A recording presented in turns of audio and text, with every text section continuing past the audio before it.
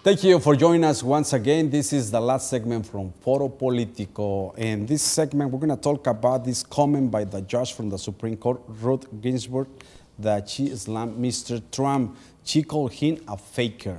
And now Mr. Trump is asking for her resignation.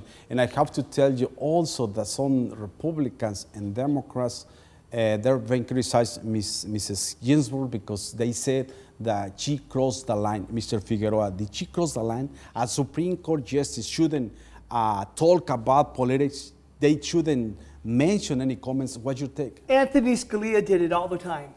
Anthony's and he's dead. all the time. Yeah, and he's dead. So, but was his friend. It was Mrs. common. Ginsburg. Clarence Thomas still does it now and then. So it's not uncommon. They don't lose their First Amendment right just because they're a judge.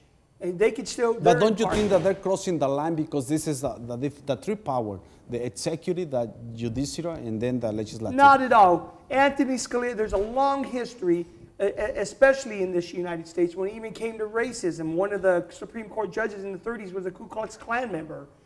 So, I mean, there's a long history of Supreme Court judges speaking their mind and their piece. And so, but this is going to affect the electoral board. It's going to affect the elections. I hope it does. I hope it does, to vote against, to vote to. But don't you think so that she did it because of her age, that he's 83 years old and then she doesn't care about what happened in the Supreme Court, or she really felt that when they called faker? I think she knows she has a following, and if she speaks up, her following is. As a woman, Mrs. Baca, does she has a guts to say that? She doesn't care about it. Right. This is what happened. Right. No matter and you got to what. remember that her position is lifelong. She'll be there till she dies. Yes.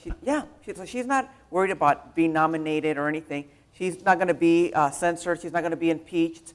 You know, she has nothing to lose. But we're going to be, who's going to be next? Maybe the next Supreme Court, we have an Hispanic lady, I forgot her last name, Sotomayor. What about, she said something about also Mr. Trump, because she's a Latina, and Mr. Trump insulted Latinos. Then we're going to lose the credibility between the powers. How? Well, in that case, the Supreme Court is talking about issues. They're going to talk and support candidates and start supporting ideas. I don't think that she was attacking anything coming before the Supreme Court. So I think she's safe there, because there's really nothing that Trump has before the Supreme Court. And I think that, in my honest opinion, I think that Donald Trump is so disgusting, even to the Republicans, that they can't support him. And they're so ashamed of him because of his stupidity. He shoots from the hip. His thoughts never go through the brain. And I think that the justice is just so tired of it that she spoke out. And she even went on national television to explain what she meant. And I think that she means it. And I thank God that there's people with guts in high places that are willing to take a stand against someone that can absolutely not represent the United States of America anywhere. There is precedence. Every time a Supreme Court, every decision they make is political. Citizens United is political. Who can donate to campaigns? Abortion is political. Every decision the Supreme Court make ultimately is political. I want to say something, Mr. Figueroa, that Mrs. Ginsburg said those comments before that in UK we had the First Minister Theresa May. And it came to my mind that is maybe consolidating those ideas between the woman. They have to speak out and say something. It's a year of the woman. Could be.